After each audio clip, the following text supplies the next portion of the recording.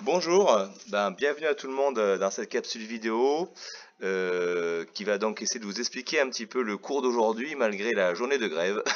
Donc voilà, donc déjà désolé pour la qualité de la vidéo parce que j'ai pas du matériel adapté, hein, donc j'ai pris mon ordi perso et je suis au collège, donc c'est pas forcément évident, mais on va faire pour le mieux. Le but d'aujourd'hui est d'arriver à comprendre un petit peu comment un acide peut ensuite agir sur les objets qui l'entourent, comme par exemple les métaux. Donc on va essayer de faire agir de l'acide sur du fer, ce sera le premier métal qu'on va étudier ensemble. On va étudier la réaction chimique, on va la faire sur le bureau, et voir un petit peu le bilan qu'on peut déduire de tout ça. Voilà. Donc j'ai pris comme métal de la poudre de fer, hein, qui est ici. Alors vous c'est écrit à l'envers, je crois, à la caméra, mais bon, ceux qui sont un petit peu habiles, ils arriveront à déchiffrer poudre de fer. Et de l'acide, j'ai pris un des acides les plus couramment utilisés, qui est de l'acide chlorhydrique. Donc je vais mélanger ces deux substances dans le ballon qui se trouve ici derrière. Allez. Donc bien sûr, pour m'équiper, j'ai des éléments de sécurité. Alors pour le faire, il n'y a rien d'utile puisque il n'y a pas de pictogramme de sécurité sur le boîtier, si ce n'est que c'est inflammable. Donc j'ai pas de flamme à portée de main, mais sinon donc il n'y aurait pas de besoin de mettre des gants, hein, spécialement. Donc voilà, j'en mets dans le ballon ici une quantité.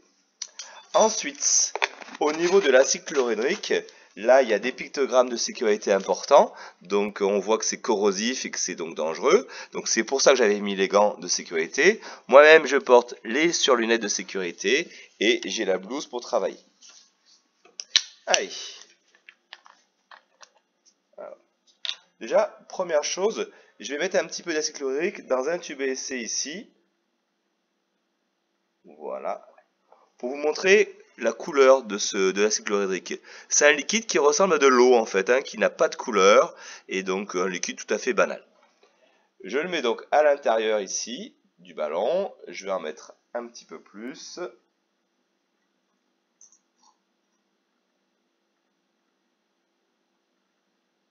Voilà.